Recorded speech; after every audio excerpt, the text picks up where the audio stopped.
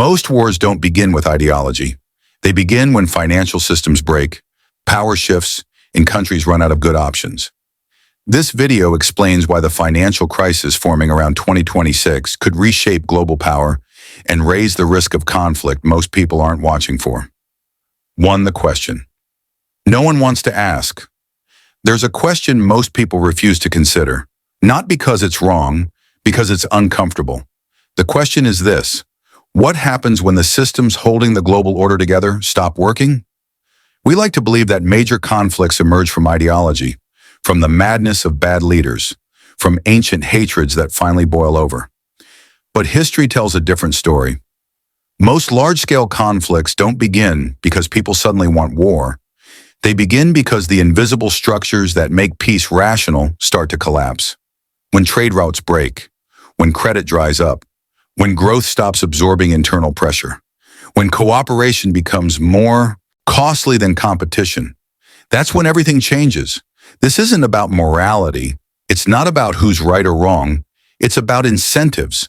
And when financial systems break down, incentives change faster than anyone expects. The uncomfortable truth is that conflict doesn't require evil. It only requires broken systems and rational actors responding to pressure. So when we look at 2026, we're not asking, will something happen? We're asking what pressure is building and how might states respond when their options narrow? Because when the systems that keep countries cooperating stop working, conflict becomes rational. To understand why, we need to first understand what those systems actually do. 2. How financial systems keep the peace. Most people never think about this. Financial stability isn't just about money. It's the invisible architecture that allows diplomacy to function. Consider what trade actually does. When countries depend on each other economically, conflict becomes expensive, not just morally, practically. If your economy relies on imports from another nation, going to war with them means destroying your own supply chains. Your businesses suffer. Your population feels the cost immediately. This isn't altruism, it's math. Interdependence raises the price of aggression. Then there's credit. Credit systems allow countries to manage temporary stress without crisis. A bad harvest doesn't collapse your economy if you can borrow. A recession doesn't trigger political instability if you can smooth consumption over time. Credit is a shock absorber. It buys time. It lets governments avoid desperate decisions, and perhaps most important, economic growth. Growth does something no political system can do on its own. It relieves internal pressure. When economies expand, there are more jobs, more opportunity, more resources to distribute. The political fights over who gets what become less zero-sum. You can give more to one group without taking from another.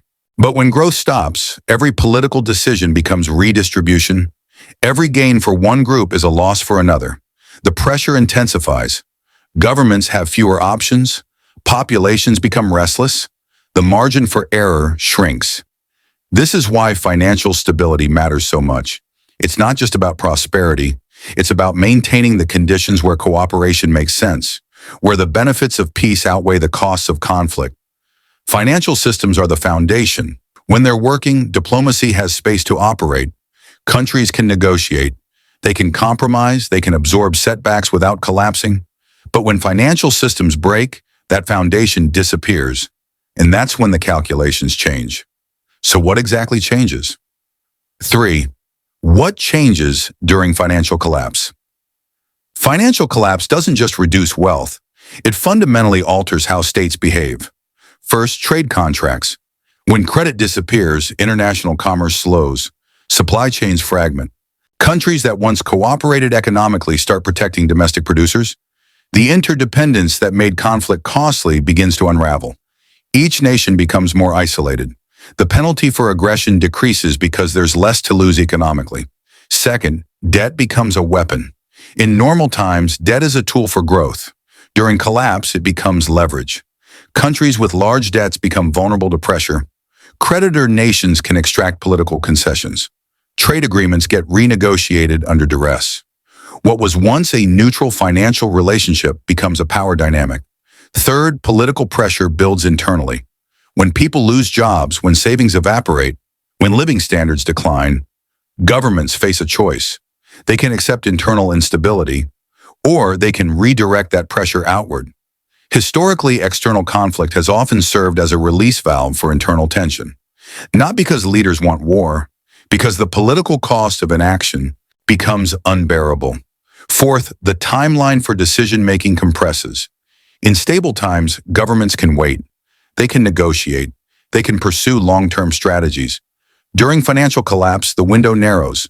Leaders feel compelled to act before conditions worsen. This is where miscalculation happens. Not from malice, from urgency. And perhaps most critically, the cost of inaction rises faster than the cost of risk. In stable systems, patience is rewarded. In collapsing systems, patience can be fatal. A country that waits might find its position weakened beyond recovery. Its allies might shift. Its resources might be claimed by others. Its domestic situation might spiral. So the rational calculation changes. What seemed too risky yesterday becomes a safer option today. Not because the risk decreased, because the alternative became worse. This is the shift that matters. When financial systems collapse, it's not that countries become irrational, it's that the rational choice changes. And that's what makes these periods so dangerous. This isn't new. We've seen it before. 4. The historical pattern. This isn't speculation, it's pattern recognition. Throughout history, major financial breakdowns have preceded major conflicts. Not occasionally, consistently. The sequence repeats with remarkable similarity. First, financial stress spreads across major economies. Credit tightens, trade slows, currencies destabilize, governments intervene, but the tools that worked before stop working. Second, power rebalances. Nations that were rising continue rising. Nations that were declining decline faster. The gap between stable and unstable systems widens. This creates uncertainty.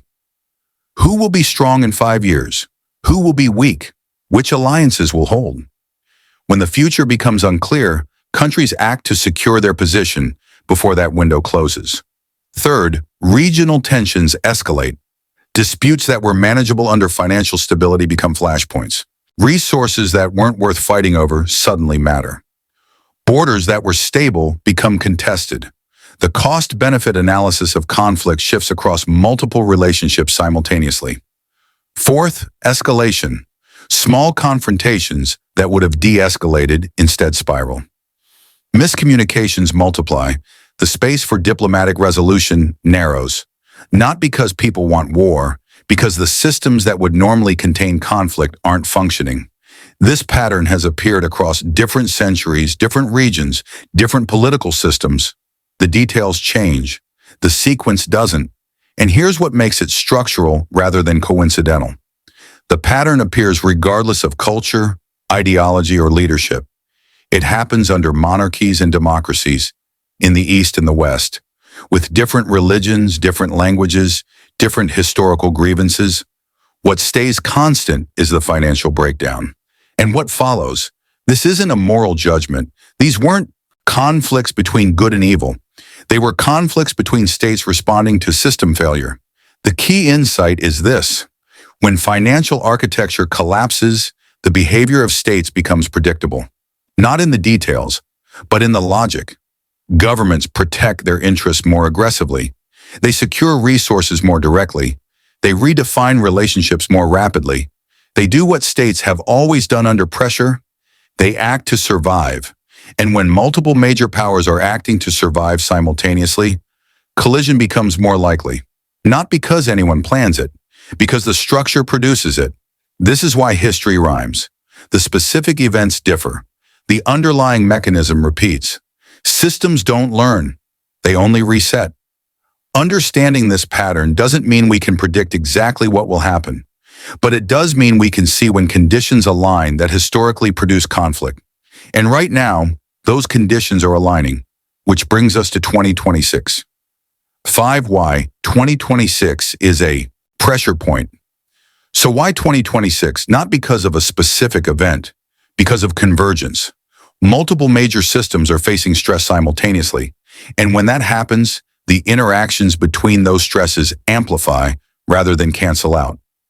This is about structural alignment, not prediction. First, debt levels across developed economies are at historic highs. Not just government debt, corporate debt, household debt. This debt was manageable during low interest rates and steady growth. But as rates rise and growth slows, debt service becomes more difficult. Governments have less fiscal space. Companies have less margin for error. Households have less buffer against shocks. Second, the post-crisis financial architecture is fragmenting. The global coordination that stabilized the system after previous crises is weakening. Countries are pursuing more unilateral policies. Trade agreements are being rewritten. Capital flows are being restricted. The shock absorbers are being removed. Third, competing economic blocs are forming. Rather than a single integrated global economy, we're seeing the emergence of separate spheres, different technology standards, different trade networks, different financial systems. This isn't necessarily conflict, but it is competition. And competition under financial stress behaves differently than competition under stability. Fourth, the timeline of multiple pressures is converging. Demographic transitions, energy transitions, technological disruption, all happening at once, all requiring massive resource allocation. Countries need capital. They need flexibility. They need room to maneuver. But financial stress reduces all three. What makes 2026 significant isn't a single crisis. It's that multiple forms of stress are reaching critical thresholds at the same time. In isolation, each could be managed. Together, they create something more complex. When multiple major systems face stress simultaneously, cooperation stops scaling. The mechanisms that allowed countries to work together, to coordinate policy, to share resources, to compromise on disputes, those mechanisms require surplus. They require flexibility. They require the belief that cooperation will be rewarded. Under compound stress, that belief erodes. Countries start prioritizing immediate security over long-term cooperation, regional interest over global stability, national advantage over collective benefit. Again, this isn't irrationality. It's rational response to change conditions. But when every major power is thinking this way at once, the system shifts from stable to unstable. Not collapsed, unstable. And instability is where miscalculation happens. So how does economic pressure become geopolitical tension? 6. From economic stress to power struggles. The transition isn't mysterious. It follows a clear logic. When economic systems destabilize, countries move to protect their core interests more directly. First, they secure resources, energy, food, critical materials, water in some regions. During stability, markets handle resource allocation. During instability, states intervene. Countries ensure supply for themselves, even if it means others have less. Long-term contracts get renegotiated. Strategic reserves get built. Supply chains get rerouted. This isn't aggression in the traditional sense, but it is competition. And when multiple major powers are competing for limited resources under pressure, friction is inevitable. Second, they protect influence.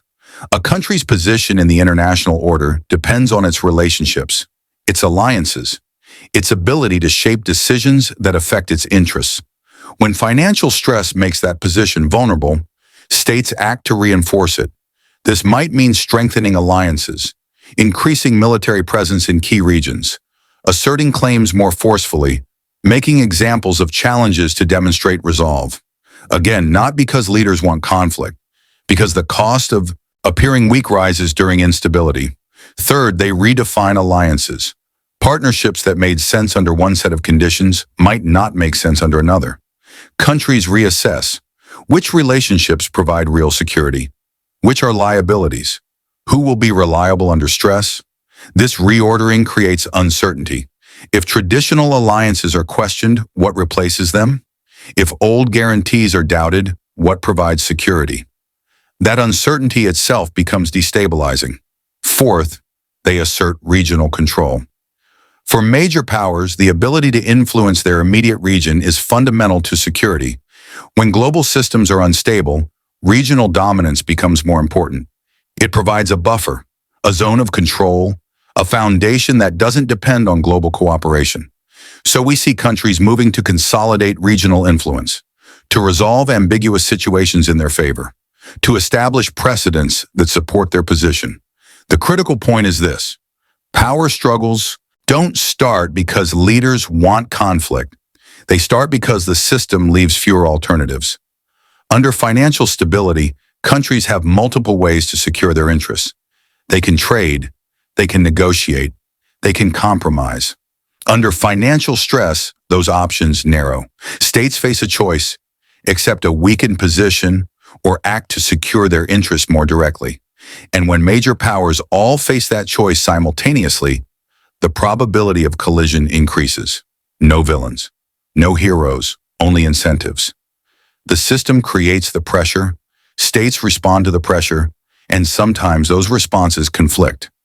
That's not a failure of leadership, it's a feature of system breakdown, which raises the obvious question.